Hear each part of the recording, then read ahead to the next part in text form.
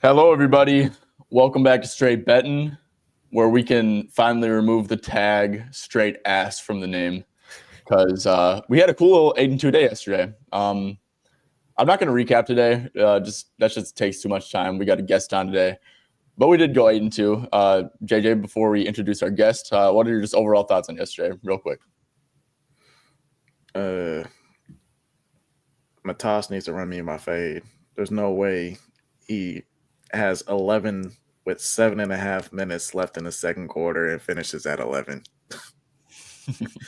He took one shot that entire time in the second half, and that was like late in the fourth quarter. Wide open corner three, just straight bricks it. Yeah, that should never happen. Modest is too Kobe young White, to. I think, took every shot in the second half. I'm not gonna lie. It's either Yeah, him, Trey Jones, or Josh Giddey. They're the only ones that took shots in the second half. yeah. That shouldn't happen with Modest. He's too young. That Bulls, you're not trying to win, bro. Just get him his scheduled 5 shots a half or whatever it is. Yeah. But yeah, that happens. Whatever. We went 8-2. I think the only one I lost was Grimes over PRA, and if he just honestly, Celtics were pretty aggressive against him, and the shot didn't fall. So I mean, whatever.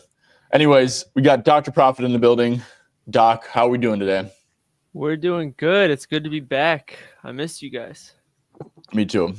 What was it, like 2 or 3 weeks ago? That jersey collection. I think it was like 2 or 3. Yeah, I got a couple I got to add underneath the sun. And the frames just came in for it. But yeah, we're working on calling it the wall of wagons. Dude, that shit is sick, bro. Where'd you get that neon sign? So Winnable actually sent it to me. Oh, damn. Yeah, nice little free promo whenever I go on live stream. Yeah, dude, that shit is fire, bro. We got to get a straight betting one. I don't think they're difficult to find. I was trying to find one that was like the original DP logo. The best I could get was like a vinyl. Mhm. Like it wasn't neon like this.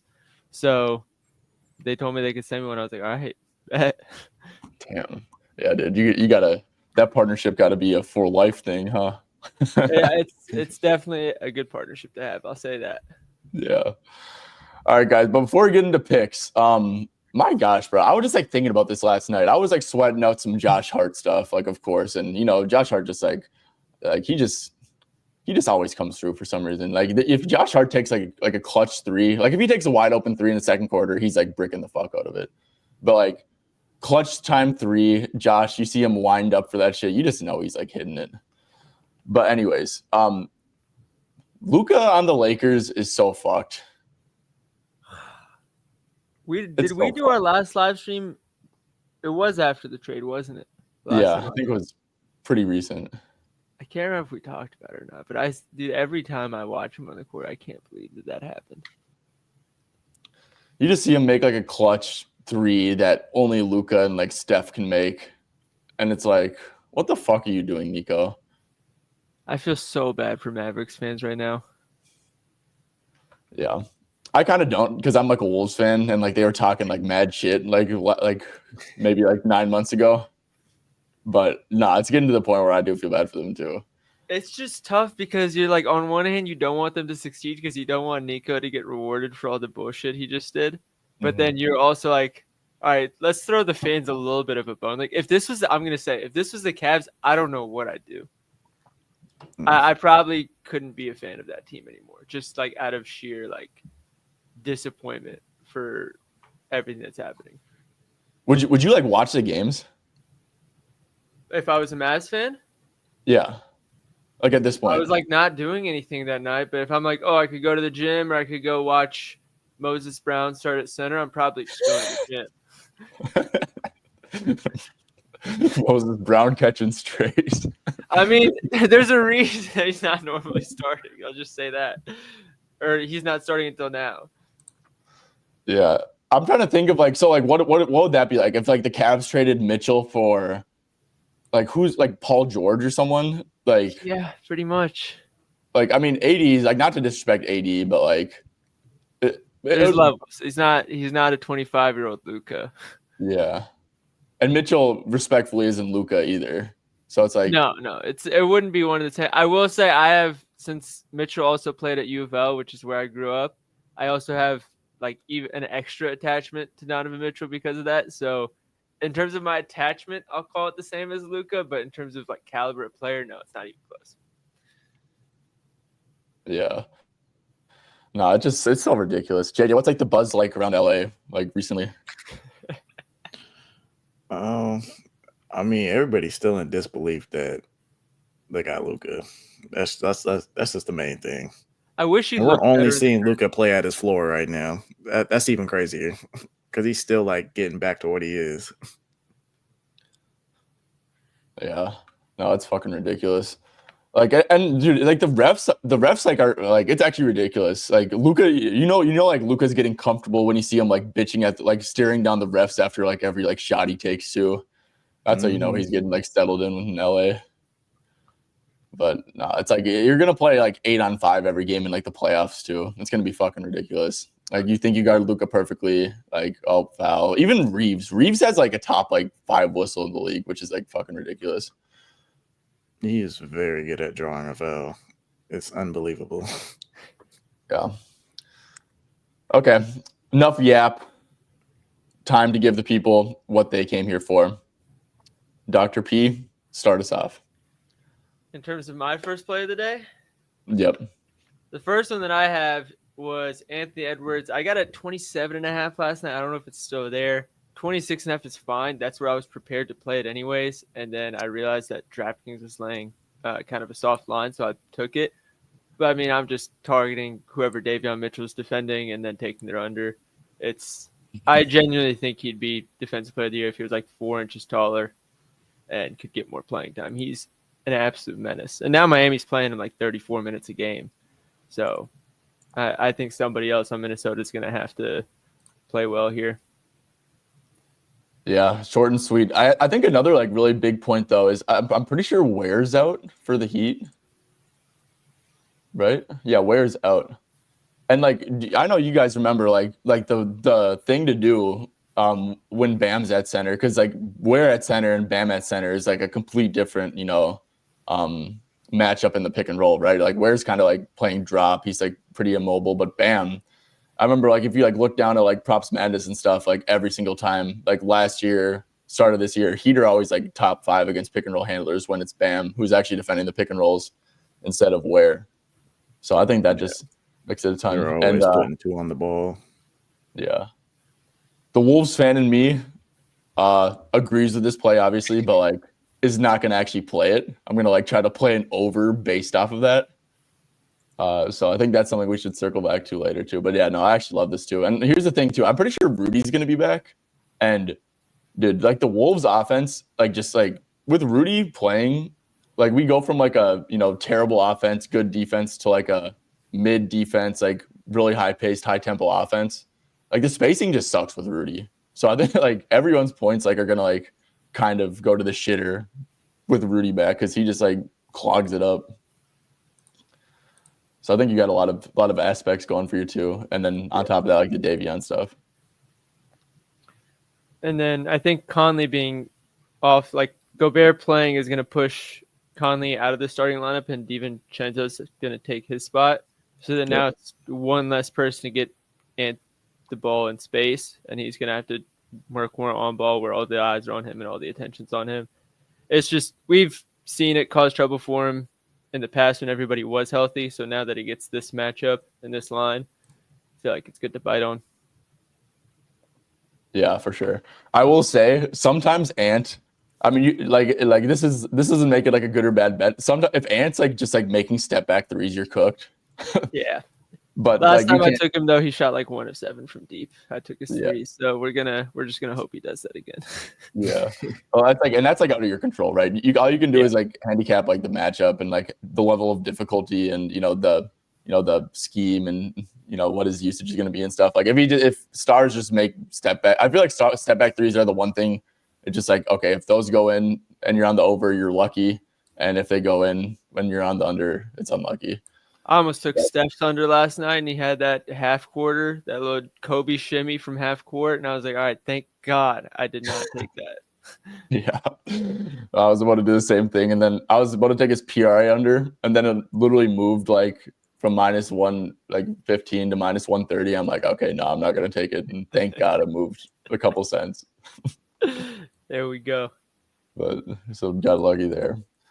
Okay, I'm gonna do my first pick, and this one's kind of like a vibes pick. There is like a little bit of like numbers behind it, but I've like the vibe I get with Zach Edey is that against shit teams, he'll play his like normal complement of minutes, and the Mavericks, because of Nico Harrison, are now officially a shit team. So I went with Zach Edey over 19.5 PRA. We don't really have much sample without Jaren. I mean, this game was without Jaren. It was also without Santi, who I think maybe definitely could matter a little bit. He played 27 minutes here. This one, I'm not surprised at all. Like, he's not going to be able to stay on the court against OKC. Like, they just have too good of pull-up shooting. Shea, like, he's too slow to, be on offense against a team like OKC. And also, they get ahead. Negative game script, Edey. Why would you want his slow ass on the court anyways? So, yeah, I kind of think that he's going to play like 24 minutes here. So I did a little filter of like 21 to 29 minutes, or I think I did 21 to 28. Yeah, 21 to 28 minutes. His hit rate with these minutes is 17 to 24. He's averaging 22.2 PRA in that sample, and you can just go down to like opponent points in the paint. Dallas post All-Star break. Where are they? Okay. They're pretty bad. Obviously, they don't really have any rim protection. Rebounding, they are very bad. Worst rebounding team post All-Star break. I mean, this team stinks. I think it's just like the perfect script for Edey. And also, like, I like for him to be efficient on a PRA per minute standpoint. So, JJ, I'm going to kick it to you. Do you have any thoughts on Edey? It's just as simple. He's a bad team merchant. They have no center. So, hopefully – I mean, if you're going against the White Powell, I mean, come on, you better get them boards, right? Let's be real. Yeah. I think no Jaren Jackson should give him like decent minutes here for sure. I'm thinking at least 20 minutes, in my opinion, even when Santi comes back. So, 20 to 25 minutes, I think should be a solid range. And he's always pretty efficient with his rebounding when he gets those sort of minutes. And then, I don't think no one's going to be able to match up with him in the paint if he just gets those easy looks. Yeah. Will, do you have a take on Edey? I was just going to say I'm kind of with you on expecting more minutes because even if you remove the bad team merchant thing that I think is everybody kind of knows about now, he's just been seeing more minutes lately in general. Like he had 20 last game, but then 27, 26, 24, 20, 24. I mean, I feel like a month ago we were lucky if he got 17, 18 minutes. Yep. So to have that, and then just I'm looking as well, if you filter for 15 minutes, which I think we can safely say is his floor, and wins by at least 15 points, he's over in, 8 of the last 9 games. So, yeah, I'm with it. Yeah. Let's just hope that I feel like for Edey to, for stuff to go wrong for Edey, it would be like, okay. And I guess Santi's questionable. He might miss again. I think you mentioned Ja earlier, right? You said that he's probably not healthy. Yeah, I mean, he said something last game about, after the game said, I probably shouldn't have played today or something like that, which I thought was very interesting to say after the fact. I probably would have just let it be at that point. Yeah.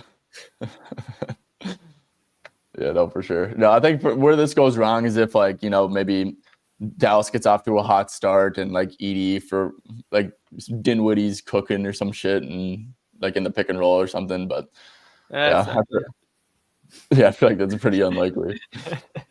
I have one question. What's up? How is Dwight Powell still in the league? Because scenarios like this where everybody gets injured and they're like, all right, Dwight, you're up again. Because Andrew reminded me of that video where he couldn't get the rebound. Did you guys see that? No, I didn't. I saw him get hit in the face. There's like a Twitter account called Did Dwight Powell Get Hit in the Face that always pops up on my feed. Yep. Yeah, that account is hilarious. He literally went for the rebound last game, completely whiffed on it, and the ball hit him in the face. Oh, wait, I did see that. Yeah, he's goofy. I think I think like in all seriousness though, I think that he's actually probably like a pretty good like culture teammate guy, you know? Like kind of like a lower scale Udonis Haslem, like a less accomplished, you know?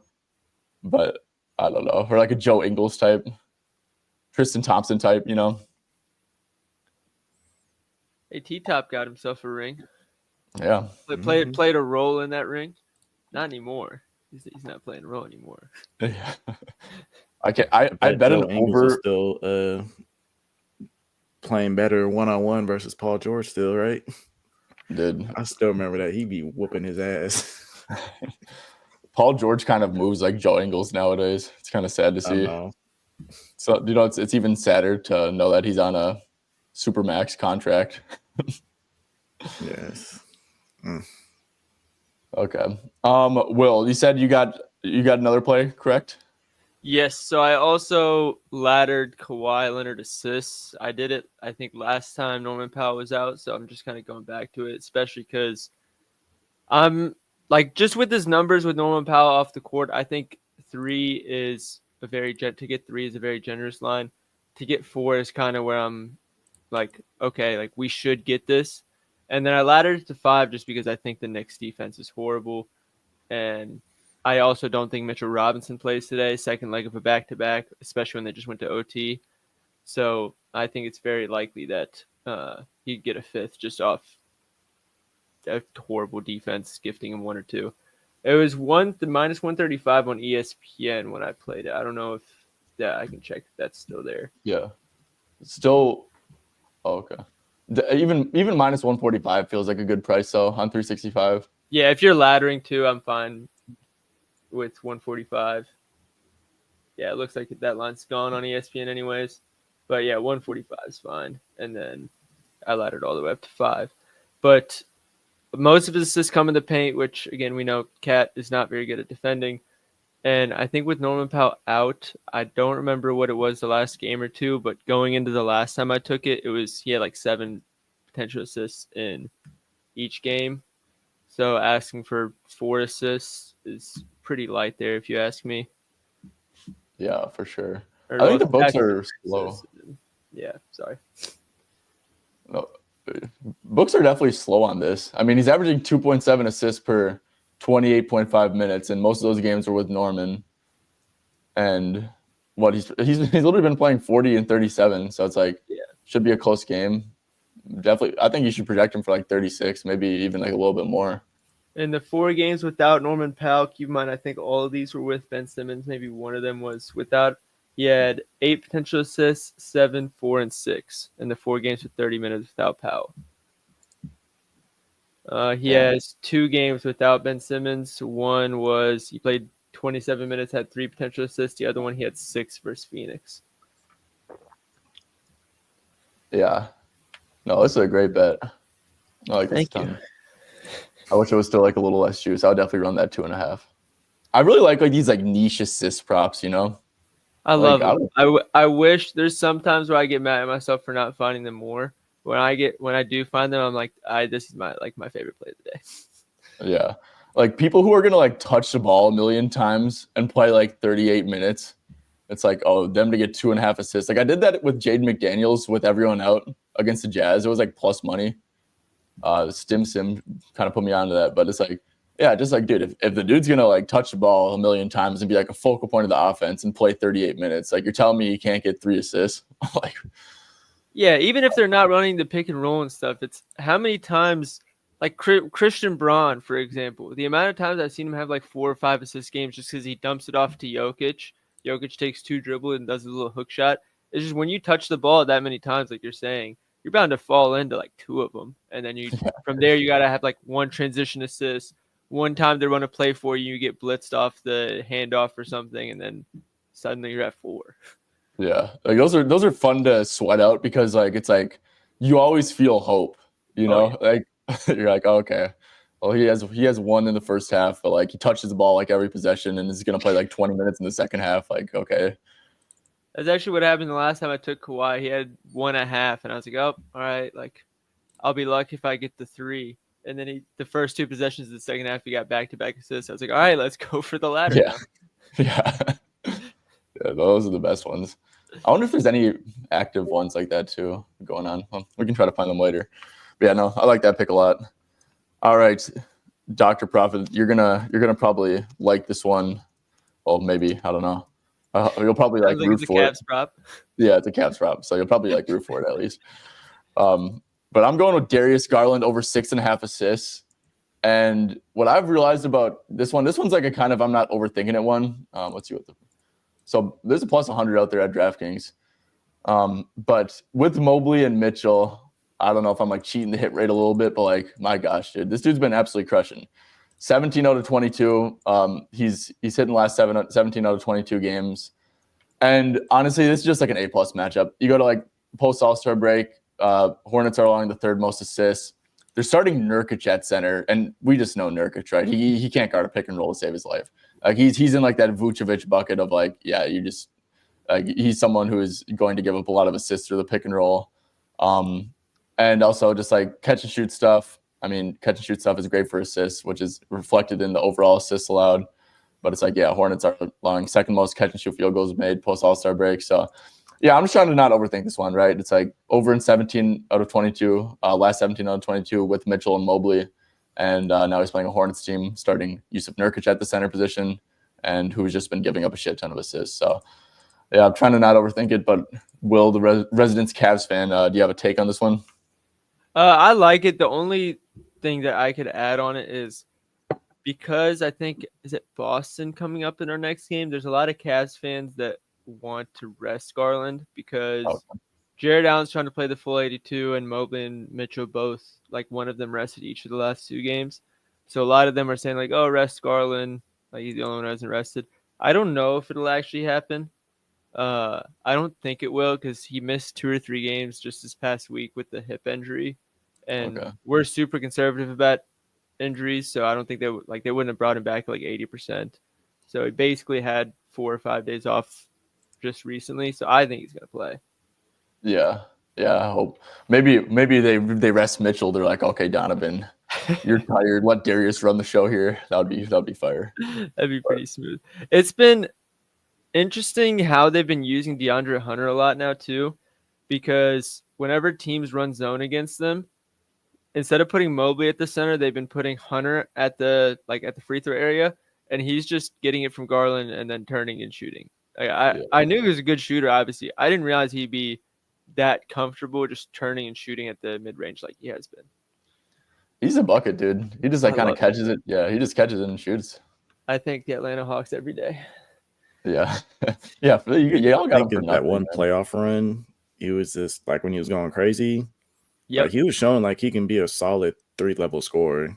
Bro, I thought he was about to be consistent at it that year. I thought he was on a crazy trajectory, and then it looked like he was just hit a wall for like 2 years, and then this year he exploded. Yeah.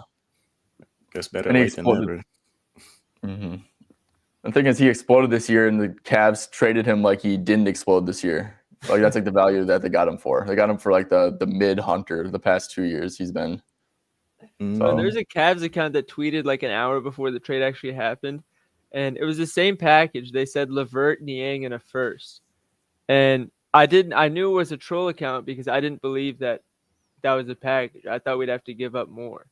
So then they see the official Shams report an hour later where we didn't even have to give up a first. It was a dream. Yeah. You guys, I don't know. I think you guys have a real shot at a chip. Like, who else in the East is? It's just like Boston, and it's just Boston. I honestly, I don't believe in New York. I really don't. I don't. I would put the Bucks ahead of New York. If anybody was the coach other than Doc Rivers, I'd consider the Bucks a threat. But Doc Rivers in a 7-game series is not doing it for me. Yeah, no. The Knicks don't have anyone else to create their own shot outside of Brunson. No. Mm-hmm. It's gonna be bad today when he's out. Would y'all rather have DeAndre Hunter or Mikal? Hunter, easily. Hunter. Yeah, I'm thinking Hunter too. I got a question for you guys. Would you rather have DeAndre Hunter or Denny Avdia? DeAndre. I think Denny's cool. Denny's really fun to watch, and he like has flashes of him being like really good, but like I feel like Denny has like kind of has like a low IQ and just like will like, try to truck people all the time and doesn't really have like much like in between game and stuff. But he's like a fun player to watch. Like when he's on, like that dude is dominant. I think Denny's great for a team that's not a contender. But if you're trying to actually like win, I think Hunter makes way more sense. The reason I brought that up is because I got into an argument about that with somebody the other day. I'd have to he say thought Hunter. I was crazy for saying Hunter. It's like, are you really going to turn down the 3-level scorer? Yeah, that has been like he'll play solid like team defense there, you know. Denny had a 30-point triple-double against the Cavs, but it was like I think he had like 18 free throws, and Denny's not somebody that goes and gets 10 he just puts his head down and tries to get to the rim at all costs. Yeah. No, like a scaled down, like on a contender, like a scaled down, because Denny would have to scale down. I feel like if Denny scaled down, he'd be like a fine player, but yeah. I don't know. You have to bring him off the bench. Yeah. Andrew said, "Did you have this argument with Austin?" I wasn't gonna name drop him, but yeah, it makes sense. That was low key my suspect number one. We got into the argument. He was like, "Post a poll on Twitter right now." I'm like, Austin, I promise you, it would not go your way. Yeah. But no, Denny's fun, dude. Like sometimes Denny, like dead ass, like in transition, sometimes he is just like fucking unstoppable. Like that dude is like legit strong as hell now. I really like him. Yeah. I just like DeAndre Hunter more. Yeah, me too. I was gonna say quick question about this game because it was one that I was eyeing and I was gonna see if you guys talked about it. Was Miles Bridges unders going against Mobley? Oh yeah, because his lines are high. I think it was like 32.5 PRA, 25.5 PA. I guess it's not that crazy high, but it's just higher than I thought they were going to be. Yeah. I think they're just feeding him off that hot run he's had lately. I like it. Yeah, that Miles Mobley feels like a terrible matchup for Miles. Yeah. Oh, horrendous. I don't think he's had 20 against Mobley ever. 20 points. He matches up well with them too. November 17th. Let me see if Mobley played that game. Yeah, Miles needs to like be able to punk someone and like get a shot up in the paint to kind of have a good 18 matchup. RA in that game? Yeah. He only had 7. He only had 19 points. He had 16 RA. 8 assists on 8 potentials. Jeez. Was Melo playing? Maybe that's why. Yeah, Melo played in both of them. Interesting. That's weird. That's probably just like fluky. Yeah. Maybe I just take points. What's his first quarter points? How about that? 5.5. Yeah, I remember he started off the year with like never hitting this. Guess he kind of had a little. Has his rotation changed at all for the first quarter? 9 minutes, 12 minutes, 8, 11, 9. It's like he's been playing like 8+ mostly. Yeah, and a lot of these are like 5.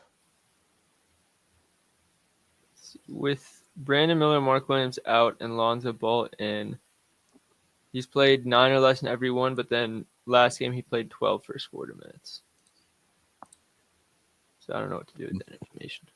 You might have to just stay away. Yeah. Okay. Will, you have one more play, correct? One more. And based on what you said earlier, you're going to love it. Julius Randle over 11.5 rebounds and assists. I don't normally like to double dip in games, especially not on the same team. But I made an exception here because I already played Ant. And before Randle went down, this play was a wagon for me. With DiVincenzo healthy, it pushes Conley out of the lineup. We've talked about that a little bit, which boosts his assist volume a lot. And then for the rebounding aspect, I think he's had 14 or more rebound chances in like 14. I can't remember the number. I think it was like 14 of the last 17 games with DiVincenzo. Where is it? I have to write up somewhere. But yeah, Finch has said multiple times they like the idea of facilitating a little bit more through Randle with handoffs and swing pass at the top of the key and just having that point forward in the game. And that's just showed more and more as the season has gone along. Yeah. No, you're spot on. Julius, honestly, you guys, like the whole like basketball world shits on Julius. He like had a philosophical change in the way he plays. I was about to fuck that up so bad. He had a philosophical way in the way like he plays. Like he is a very fat like pass first player now. And he's like completely bought into, what Finch had with what you mentioned of like him being a facilitator. And like it happened like around this time. I think it was actually like this Hawks game kind of. But yeah, so with 26 or more minutes, 17 out of 23 hit rate, I think there's a decent chance Rudy still doesn't play. But like most of these games were with Rudy anyways. So yeah, and then you mentioned the Dante instead of Conley. That's like such a way better assist target and like less ball dominant player. I think his most assisted player is Dante, actually. Yeah, I could be wrong about that.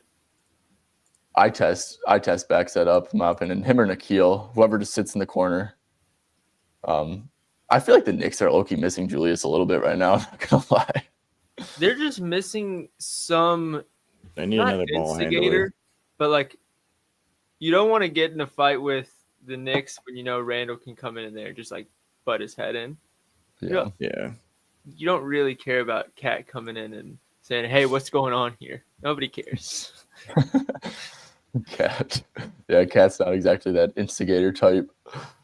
No, but this is a great look. I actually might play this too. And if they blitz Ant, or they will blitz Ant with Bam, it's like Randall's like they've been doing a lot of like 2-man game, and Randall's just a great person to like flash to like the top. Randall's such a good like break up the blitz or blitz solver guy, right? Where he's like he can facilitate, catch it at the top, facilitate, take it to the cup. I kind of like Randall like PRA too, but yeah, no, I think this is a great bet, honestly. I'm not allowed to bet on Randall points. Yeah. I made that decision like 2 or 3 years ago. Yeah. I mean, I'm looking at like 17 and a half. The 17 and a half kind of seems like like a little short for Julius. Like I feel like it's usually like 18, 19, Yeah, I feel like it's usually 19 and a half. And then goes just flying under. I think are we assuming that if Gobert plays, his points go up? Yeah. I don't know, because like minutes would be like a little less safe, I guess. But Rudy hasn't played for like a month. Like he's probably playing like 24, 26. Well, that's what Randall's first game back, I think they ran him like 30 plus. Yeah, because we actually like needed him, bro. To be honest, we like don't need Rudy right now. That's fair. No, this is I like this one a lot. This kind of checks most of the boxes. But yeah, when you said you're looking for a Timberwolves over, I knew I could get you one. MGM, yeah. I mean, it's still there on Bet365 and Hard Rock, 120 on DraftKings. I posted MGM because that's the one of the three that I'm not limited to. They moved that to minus 150 quick. Yeah. The Dr. Profit effect. Okay. I'm gonna bring you guys a lean, and JJ's gonna get all bricked up. If it's where I think you're going, then I'm gonna be very happy. Okay, I feel like it's not. This one's like really weird, but JJ's gonna be all bricked up about it. I'm going with Walker Kessler. This isn't an official play. This is a lean, and I want to like talk about it. I really like Walker under 27.5 PRA because JJ like had like the most like random bet of all time that won. It was like a Goga under 4.5 points, and he like brought up Toronto. Toronto's been a really good rebounding. Yeah, Toronto's been a really good rebounding team recently.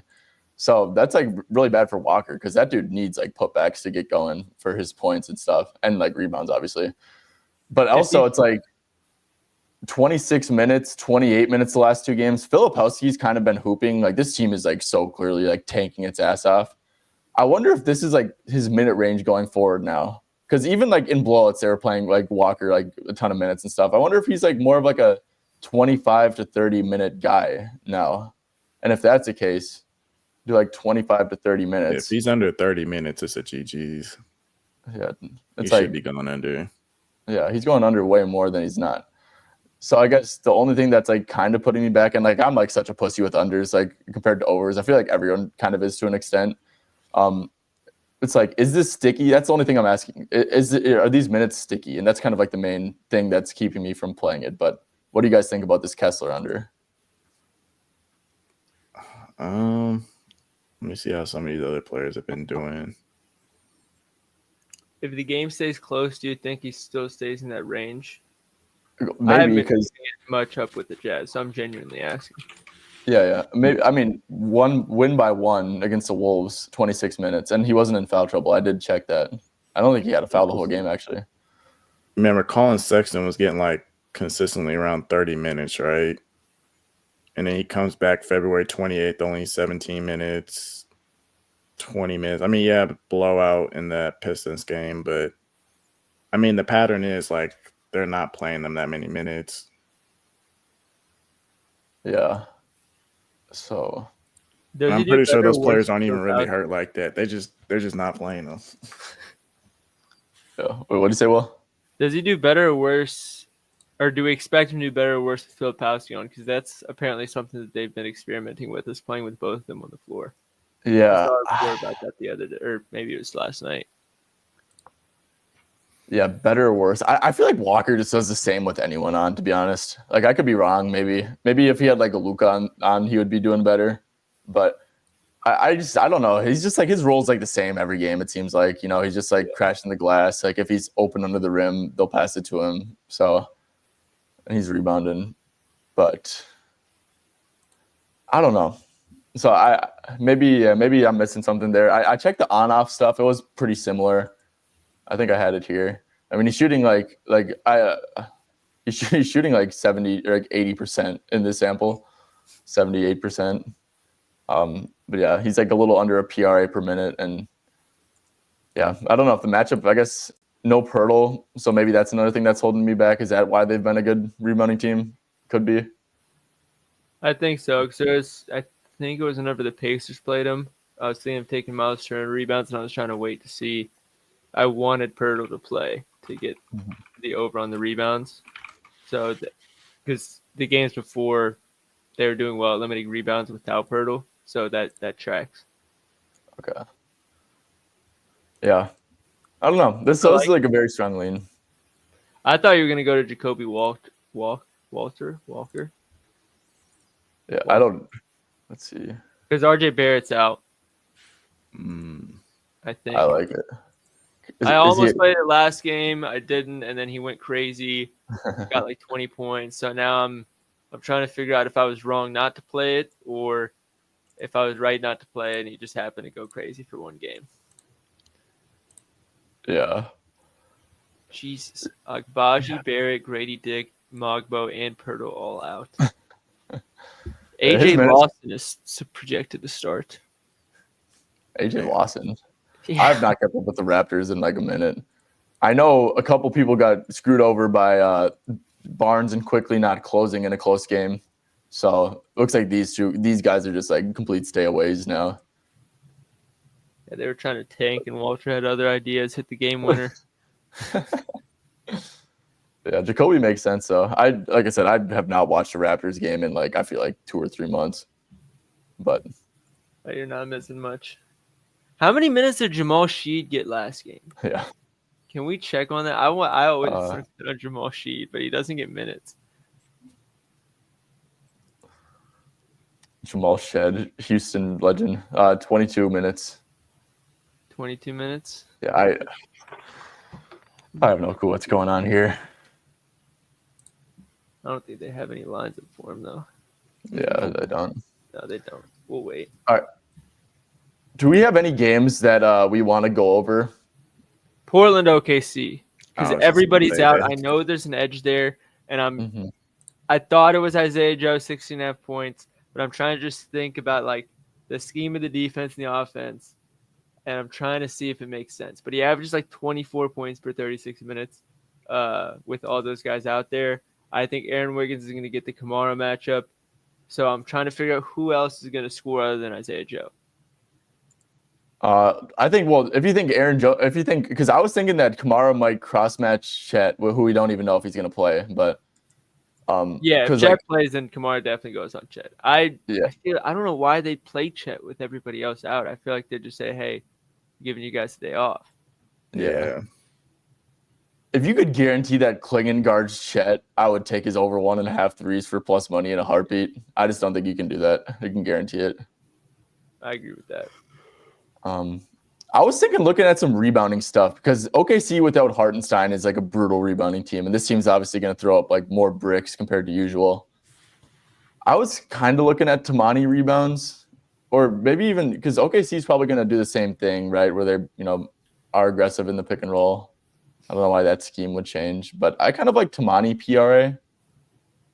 I think his rebounds are in a good spot because he's not going to have like if usually he has like a brutal point of attack assignment. He's really not going to have that where he's like guarding someone who's shooting the ball 25 times a game. And he's had good games against OKC, 37 PRA, 25, 18 and 24 minutes, which he's not playing 24 minutes anymore. If Chet decides to sit out, since they already don't have Hartenstein, so they'll have Jalen Williams at center, right? So do we see them being more switch heavy? Has to be. I don't know. OKC just like above like 6'6", or I don't know how tall Jalen Williams is, but I don't think he's that tall. Yeah. At least starting. Because I remember when they had neither of those two centers, they were like super switch heavy. Yeah, they're so blitzing and stuff though. I was just like OKC has like a fly around mentality on defense, and I think that's like just what they do. They just swarm. That's why whenever they blew out the Cavs that one time with no setter, I was getting so mad at Mobley and Allen because they kept trying to drive and like holding the ball against their chest, and it got ripped out. I was like, put the ball up here, nobody can reach it, and just go dunk. And they were never doing it. Yeah. Someone who's interesting, and you got to wait for lineups, but if you see Klingon starting, Chet starting, and Caruso starting, I think that Caruso would probably get guarded by Klingon and just left wide open. So he'd be like someone interesting for points, in my opinion, if you get that. That's also kind of like projecting a lot of like shit that you need to happen. And you still need I just don't think that they would put Klingon on Chet. Like he can't guard him at all. It's like, If Chet plays, I'm very confident they put Kamara on him, because if they don't put Kamara on him, there's nobody else they could have that would be able to defend Chet. Yeah. So would you agree? Would y'all look to play Caruso like 11.5 points if like you saw all those aspects happen? If Klingon defends them, yeah. Yeah. That could be an easy live bet too. You kind of just watch the first possession, see who Klingon takes. It's like, okay. I can agree with that. Yeah, we got a big revenge game. Do you guys have any take on Fox? Keon Ellis is going to clamp him? Yeah. I want to like fade him just in spite because his lines were so low when they opened up. I was going to take his assists, and even that got juiced up. I want to like fade him in spite of like the fucking people who nuked his shit to oblivion. Yeah. People nuked his shit to fucking oblivion, dude. Like, fuck. It's 22.5 now, jeez. Yeah, but I mean, I agree with it. 20.5 because somebody in the court asked me, but I was like, I saw it, I was like, I don't know. I mean, Jonas is going to be up. Like, Jonas was super up in the pick and roll. That's just what he's been doing. And then it's just like the roll man and like the spot up stuff and like the secondary people are going to be able to absolutely cook. This Kings defense is like atrocious too. Yeah, I actually think that De'Aaron does have like kind of a bad matchup. Should we fade? I'm not opposed to it. Getting like a couple points of value. I'm debating it. Yeah, I'm debating it too. This dude's been straight ass too. Yeah, he has had some brutal matchups, to be fair. But Bro, DeMar suddenly Steph Curry. I mean, this matchup is not any better for him with Keon Ellis. Yeah. Keon too, by the way. Keon is like gonna play close to 40 minutes. Yeah. Yeah. I'm so pissed that I didn't play his PRA over last game, dude. Oh my gosh. That shit was so obvious with how the Kings like run their starters like 40 minutes, and Keon was getting like 32 anyways. It's like, oh man. Can't believe I didn't play that. Yeah, do you guys have any thoughts on this game? Any matchups you like? Kings are still bad with 3-point defense, right? Yeah. So probably like maybe Harrison Barnes. He's been a bad team merchant with like 3-point shooting. He's been a bad team merchant his whole career. Yeah. I kind of like it. Hey, Harrison Barnes revenge game. Screw De'Aaron Fox, bro. Harrison Barnes back in the beam. I thing is, kind he of wish just Malik Monk was playing. I'd buy on that narrative of him being salty about Fox. yeah. Mhm. Yeah, but one thing with if Jonas is starting on center for any team, that team's always gonna like give up so much like secondary stuff because, bro, you just have to. He can't move, so it's like you have to cover his ass like so much. So it's like they're just like you're gonna be overhelping a shit ton with Jonas, and you can't play drop with him because he's too slow. You get like a head of steam going into him. He can't block a shot either. So it's like you kind of have to play him up at the level, and then just like the roll man stuff will be there, the secondary stuff will be there, like center assists. I don't know who's a center, like Bismack Biyombo. He can get an assist or something. Yep, Charles Bassey's out. I actually don't hate Chris Paul stuff either. I don't know what it is, but ever since Wemby's been out, every time I look at his line, I'm like, yeah, it's probably where it should be. Yeah. I mean, to be fair, it's like you're not taking his over against Houston. You're not taking his over against OKC. You're not against the Nets. Like, he's had some tough matchups. Yeah. But, no, I definitely feel that. I guess that doesn't work. I was going to say that also goes in Fox's favor because now he has the narrative, but he still has a Keon Ellis matchup. Yeah. Levine's been great lately. I need to see what his lines have been. I'm pissed I didn't play his assist last game. That was also pretty obvious. Yep. Man. 24.5. I mean, that I'm not going to play myself, but if anybody wants to play, that's probably a little playable. Mm-hmm. I've seen a lot of people on Laravia. I always forget which one is the correct pronunciation. But he's been seeing good minutes. Yeah. 24. Do the Kings give up catch and shoot, or the Spurs? Yeah, Spurs do give up a lot of catch and shoot stuff too. Let's see. Oh, wow. And they're just like, yeah, we're going to get rid of Kevin Huerter and insert Jake instead. What do you guys think Jake plays, like 20 to 28 or something? Yeah, 8 points. I have to think at least a 3 in a transition bucket, and then you need 3 points from there. What's his odds for 2 plus 3s? +1. Oh, wow. +145. It's actually like a 0.5er. Damn. Yeah, that seems a tad short. If I were to play him, I'd probably rather just play the +140 at 1.5 instead of the 8.5 points. Yeah, for sure. Like, I feel like asking for 4 made buckets from him. I mean, I guess he spent a lot of minutes, so he could get it, but I just expect a lot to be funneled to DeRozan and Levine. Keegan Murray by low? What's he at? 13. Okay, never mind. I saw he got into foul trouble, but I would assume that Keegan was in foul trouble, which probably boosted Laravia's minutes a little bit. I like Keegan. I think in that Dallas game, the first one without Sabonis, he looked way more aggressive than usual. It's very rare that I see him like get the ball and just like, oh, I'm putting my shoulder down and getting to the basket. I feel like I haven't seen it much this year, but I saw it a lot in that Dallas game. Yeah. It's definitely a very rare thing this year. The Spurs have been limiting pull-ups too, correct? Let's see. Yeah, lowest pull-up frequency post All-Star break. So it's like without probably, the Wemby drop. Yeah. Yeah. So that, I think Keegan's actually in a great buy low spot because, like, what if? I mean, let's see. Yeah, he just didn't play much against Denver. Didn't get into rhythm, I guess. I could see. Could you see them going small too? The Kings going small. When Sohan comes in as the backup 5, yeah. Yeah.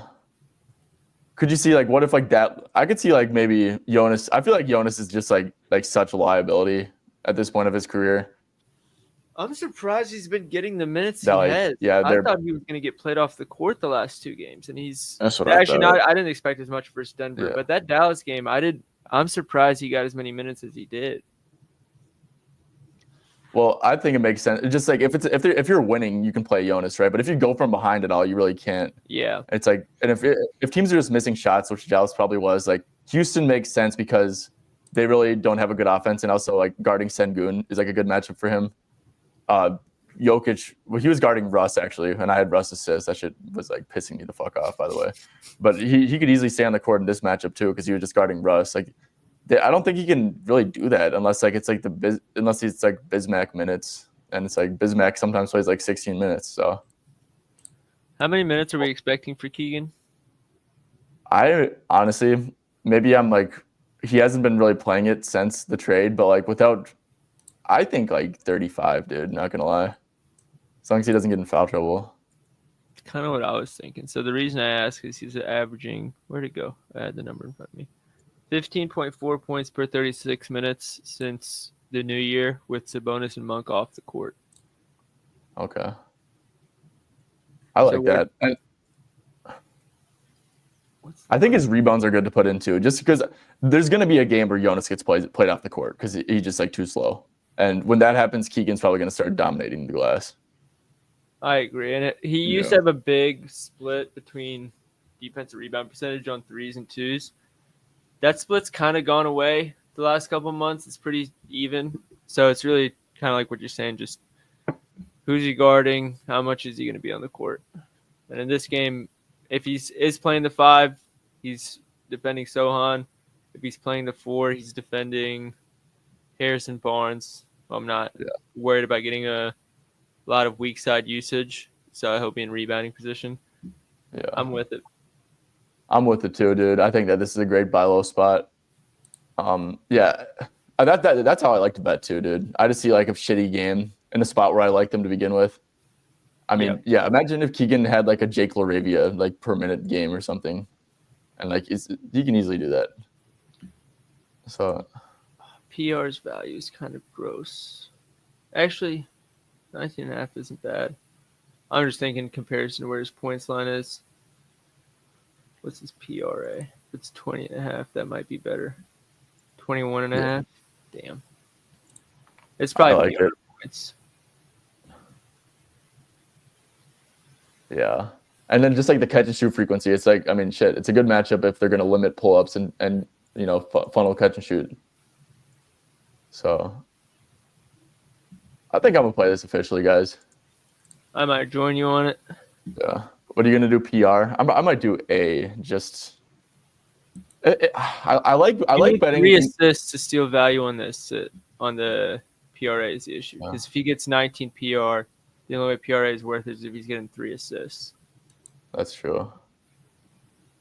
I do that. Yeah, that's true. Keegan, because he's probably not going to really get any on ball usage. Yeah, how many times has he gotten 3+ assists this year? 8.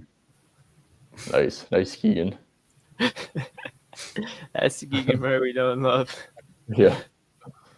Yeah, no, I like PR, best price at FanDuel too. Guess Bovada, good old Bovada. Okay, I'm probably I'll play it. I'm playing it. This is a good bet. This fits like my betting philosophy. I love it. You guys are coming off a big day. Expect the heater to continue. I'll probably tell you. Oh, dude. If you expect the heater to continue, you guessed wrong. No, it's coming. We got to manifest it. Manifestation. Keegan Murray will not get into foul trouble, and Jonas Valanciunas will get played off the court. Okay, Keegan. Yeah, I'm sending that in too. If any of you two want to yap for a little bit on anything, go ahead because I cannot multitask for like the life of me. All right. Well, what do you think of Steven Castle since everybody is on it? Dude, I feel like he just hasn't been that great since the break. He had that one really good game for OKC. But outside of that, I don't know how much confidence I actually have in him. Yeah. I haven't watched enough of him since he got benched during those 2 Pelicans games, but I want to see why his usage has been up. I just feel like this is the time of year where like rookies are not used to playing seasons this long with this much like tread on their bodies.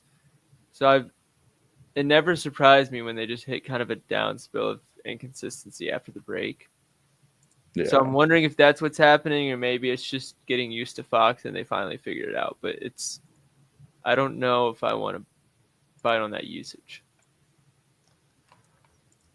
Yeah, I'm not. I've noticed that yet. teams guard Steph Castle like they guard a terrible shooter, aka they just leave him wide open. That's because he is a terrible shooter. Yeah, he's great at getting to the rim. He is. Keegan. Those Kings fans better be like doing that Keegan Murray shit tonight. Okay. This will actually be like a good game, like a fun game to watch. Like Fox back into town too. I agree. You gotta love betting on the games that are actually good to watch. Yeah. What about Knicks Clippers? Because there's no way Brunson plays, dude. And I wonder if he's gonna. I think he's gonna miss at least a week.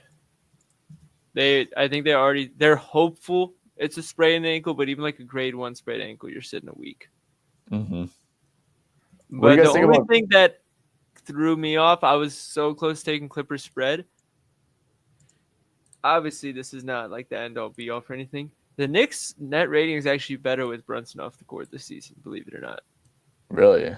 Yeah. Maybe because they moved the ball better or something. I don't know. Like we were just talking about how nobody can get their own shot besides Brunson. Yeah. Bro, can Mikal not get 16 points, bro? This is like a good buy low spot for Mikal, honestly, bro. And okay, this Discord's like gross though. Dude, here's the thing. I can guarantee you, Cat is gonna get cross matched, and Cat is so bad against cross matching, bro. It's gonna be Zubac guarding Josh Hart. It's gonna be Nick Batum or Kawhi guarding Carl, and Carl's not gonna do anything. Yeah, Nick Batum. I'm telling you, bro. Nick Batum's like a great like cross match like defender. Not gonna lie. Like Nick Batum, he's old as hell, bro. But he be knowing his role. So I don't like the matchup for Cat. Fourth quarter yelling, "Where the fuck Batum in?" He's in because he's clamping Cat's ass. That's why. Mikal and Josh too. Josh is gonna get guarded by Zubac. Like, come on, Josh, you can fucking. All these guys. Let's see. What's Brunson and Campaign? Campaign will actually if Campaign will he start or will Deuce? Deuce will. Deuce. Okay. Yeah. I don't know for sure, but I'd just be shocked if it was Payne. Let's see. Clippers have been allowing a shit ton of pull-ups. Zubac, let's see. It's going to be a switch unless – so I might just run Josh points again, to be honest with you, because Josh is going to – Do you think they sag off him like the Lakers did? Yes. Yeah. I mean, I'm so – dude, like the book is out on Cat, bro. Like if Cat, you guard Cat with like if you have like someone with some like strength, like a wing with strength, and Josh Hart's playing like a non-shooter that you can sag off on. I mean, like the book is out on Cat, bro. Like that's how you defend him. I'm very confident that we get Zubac, and Tyler's like a very tactical coach like that, you know. Yeah, that's true. I just because after that Celtics came out, I was kind of on the same way, but I was like, oh, every team's gonna do that now. We can take Josh Hart points for the next 10 games, but then the next 5 games he had like 6, 7, 9, 8 field goal attempts. So I was like, okay, maybe not. Yeah. Let's see. With Brunson off the court, Cat is averaging 32 points per 36. So he'll definitely get his like touches. I wonder, maybe you could do like a little. Hey, this might be the niche guy, the niche assist guy. Is this at 2.5? Please be at 2.5. I was just about to suggest the same thing. Woo! 2.5 for plus money. Dude, Mitchell Robinson ain't playing either back to back. Cat, I might do RA. Let's see. Nah, dude, I might take that plus money, dude.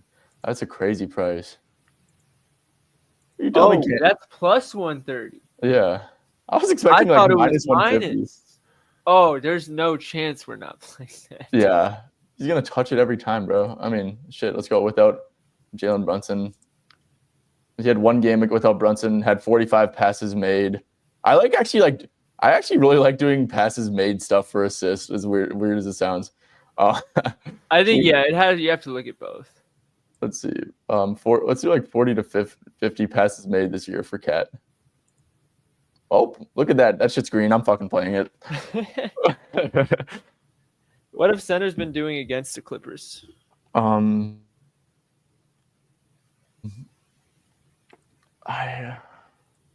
just don't like the matchup for him to score, to be honest. But if we can do like last 15 centers versus Clippers, pretty low, to be fair. I don't think he's getting guarded by Zubac though. Like I really don't.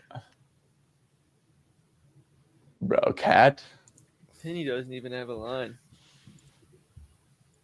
God, Flip is a trash book. Plus 105. Yeah, it's because Flip has like minus like 130 on each side. I know.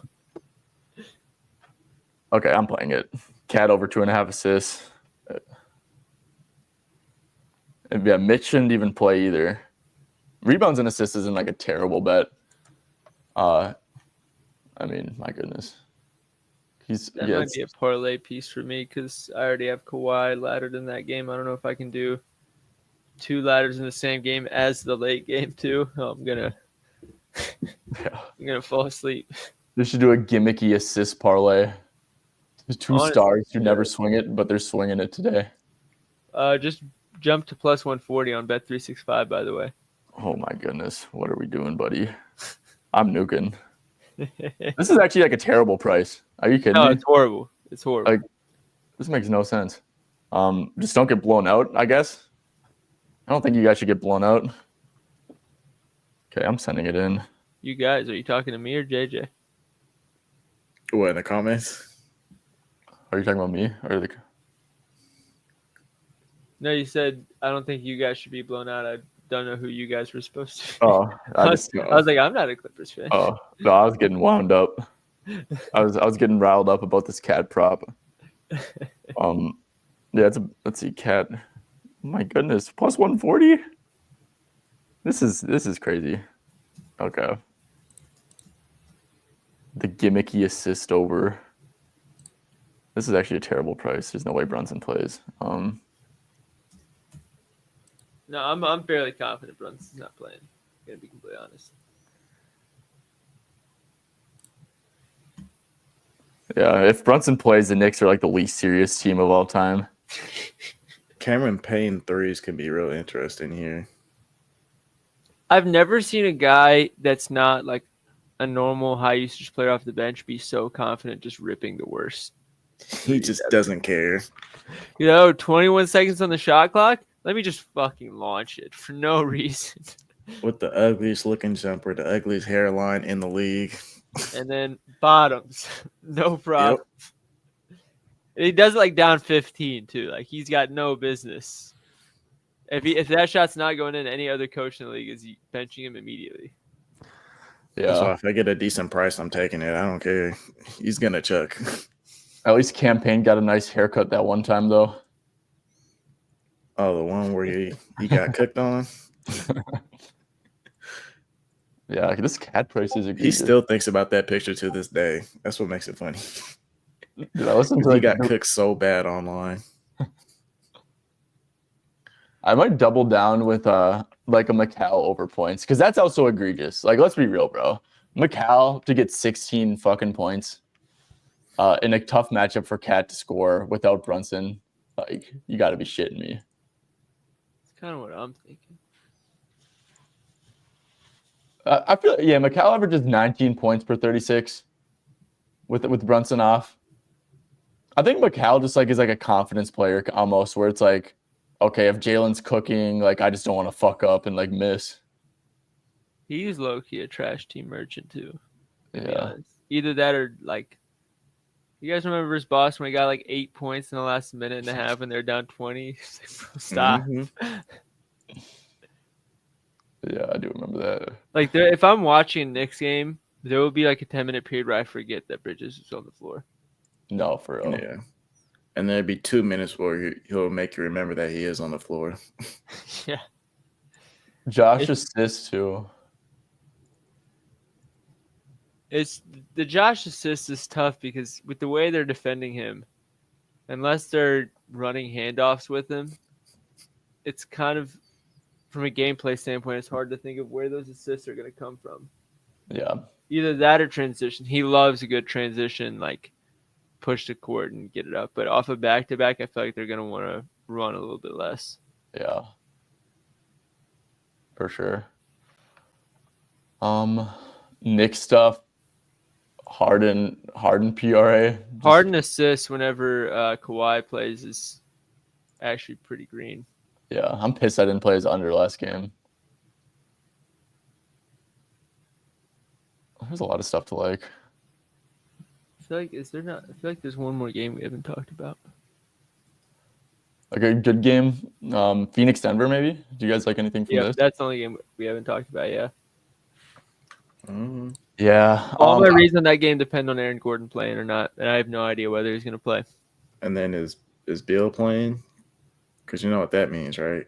He practiced, I believe. You're looking for Tyus? Of course. Bro, I finally tried to jump on the Tyus wagon last game. Beal was out and it sold me. I was pissed because I missed all the other days.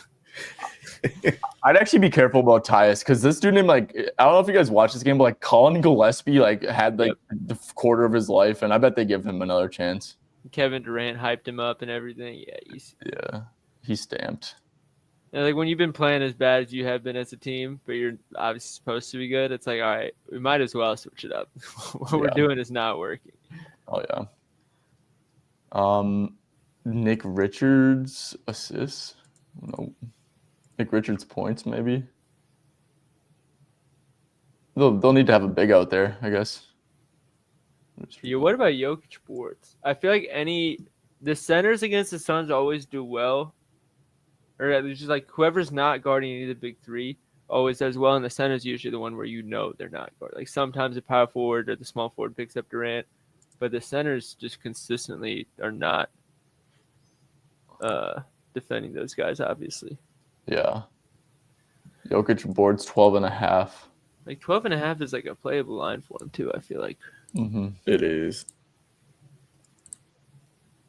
Over in 9-16, but it's kind of backloaded. Let me see with Durant and Booker both playing. Maybe that changes. Let's see. Jokic has not really good assist number. He had 16 potential assists versus the Suns one of these games and had 2 assists. Yeah, number 20. I was probably on his assist that game. 15 rebound chances. Yeah, Eubanks and Zubac combined for 14, Naz Reid 10, Missy 10, Edie 8, Orlando Robinson 7, Vucevic 11. These are center rebounds against the Suns. Suns catch and shoot defense has been god awful recently. Let's see. Everything has been god awful. Yeah, no, that's for sure. That team is so. How are they so bad, dude? It actually makes me mad because it doesn't make sense. I could care less about the Suns as an organization, but it just doesn't make sense to me. Yeah, I think it's just the vibes almost. It's they know that they're not winning a chip because of Beal.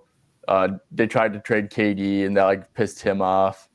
I don't know. Maybe they're just not engaged or something. I don't know. I feel like they had seeing them and then what the Cavs did almost in parallel, where the Cavs got their pieces early and young and they said screw everybody trying to trade for us or for our players or to us.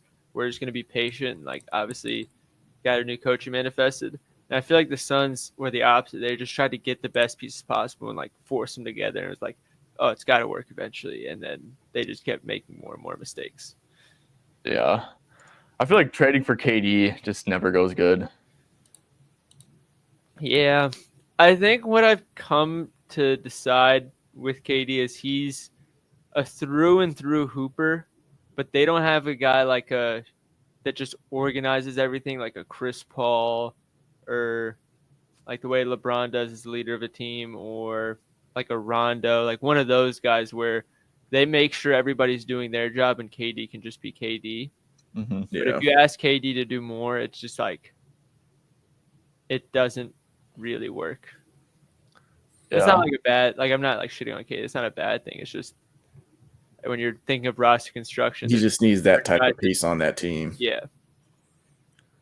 And KD, like especially like in the Brooklyn and Phoenix eras, like the KD like role players have been like god awful, like the worst like role players. Like he just has never had like post Golden State. He just never had like those like dog role players, you know, who like a Jaden McDaniels, like a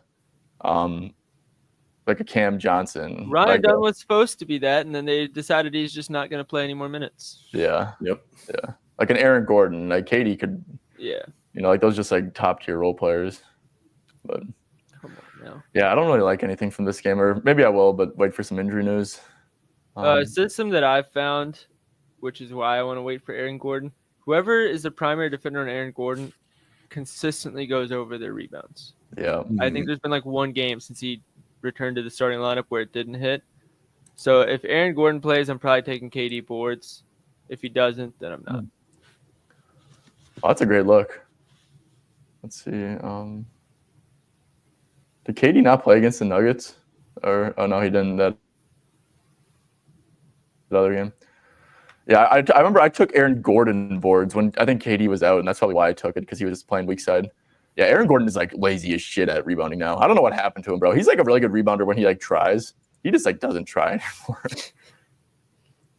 No, but that makes a ton of sense. Denver is very interesting to me. I'm really curious to see what happens with them once the tournament comes around, or the playoffs. Because every time I think I have a read on them, they're just like as a team, I feel like the next 3 games never go as I expected to. Yep. They go as Jamal Murray goes. That's what I've realized. If Jamal Murray's locked in and actually like playing like an all-star, they're a really good team. And if he's not, they actually suck.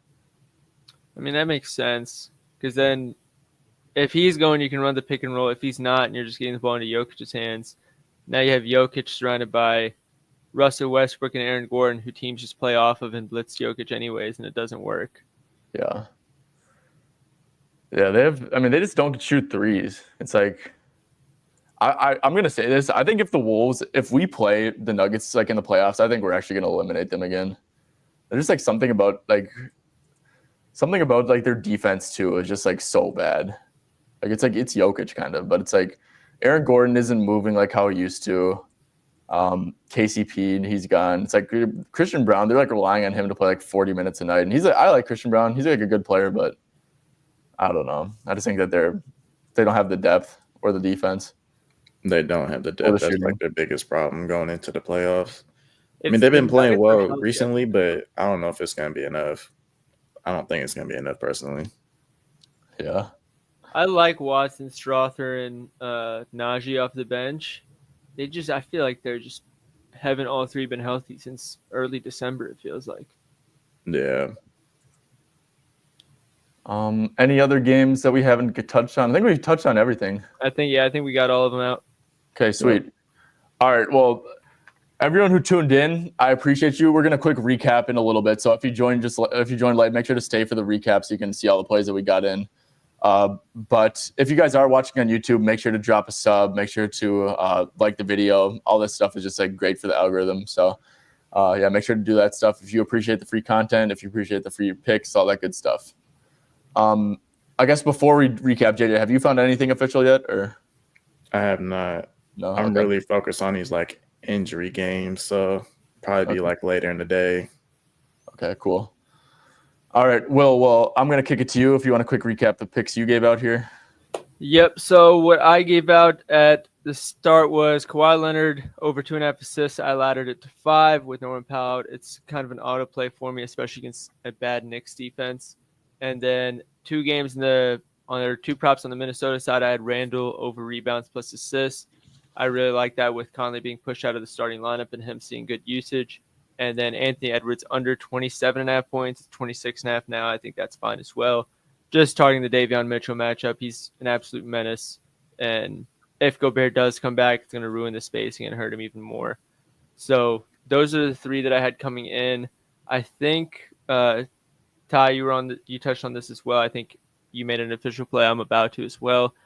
Keegan Murray over PR, 19.5. What line did you get? I think minus 106 FanDuel, I believe. That's still the best one. I wanted to make sure before I sent it out, but yeah, I think I'm going to be on that too. I really like the reasoning behind it. Yeah. So let's just stay on Keegan. I mean, Spurs have been giving up a shit ton of catch and shoots, jumpers and stuff. Look, it's just a great buy low, in our opinion. Will said that he was watching this game and Keegan looked insanely engaged on offense and stuff. And look, there's no Monk. You go to like this stuff, or the Spurs are like allowing the fewest pull-ups and like a ton of catch and shoot. That just screams like good for Keegan Murray and bad for DeMar and Levine and stuff. So yeah, and then the rebound aspect. Look, Jonas, one of these games is going to play 20 minutes because he's just an absolute cone out there on defense and can't move. And when that happens, Keegan Murray's rebounds are going to spike like a motherfucker. And we're just getting a nice buy low, right? Only played 29 minutes due to foul trouble. Just wasn't his game, I guess. But no Malik Monk, Keon Ellis is like very low usage. So yeah, I think this is like a great number, and it's like it's just being suppressed by the last game a ton, and great matchup as well. So Edie, I went with him over 19.5 PRA. Look, just the Mavericks have no center. It should be super efficient and big favorites. Edie shouldn't get played off the floor in a positive game script and against an inferior opponent. Darius over 6.5 assists. Nurkic at the center. Can't guard a pick and roll to save his life. Hornets have been like allowing the third most assists post All-Star break, and Darius is over in 17 out of the last 22 games with Mitchell and Mobley. So just that one's kind of a don't overthink it. Cat over 2.5 assists. This one was like plus 140, but Jalen Brunson, there's no way he should play. He's going to touch the ball basically every possession. If the game stays close, he should be around 40 minutes or so because Mitch also shouldn't play on a back-to-back, and Precious also missed. So, and it's like they'll cross-match him. Zubac will lurk off of Hart and send doubles. So, it should be a bad scoring spot for Cat, in my opinion. And, maybe he's forced to make some extra passes out of that because of that. So, but this is mostly a price thing. Like, I think this should be like minus 140 instead of plus 140.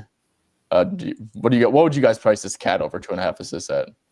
I thought it was minus 130 when you first opened it up, and I was like, that's what I thought too. It kind of makes sense. Yeah. Like I'd probably put it at like minus 135, minus 140 if I was the lines maker. Yeah, agreed. Okay, cool. Will, is there anything you want to shout out before you hit the road? Follow me on pretty much all platforms. It's either Dr. Profit or the Dr. Profit if somebody on another platform got that name before me. But yeah, that's where you can find me. That's where I'll be posting all my picks. So appreciate it. Yep. Make sure to drop them a follow. One of the sharpest in the space.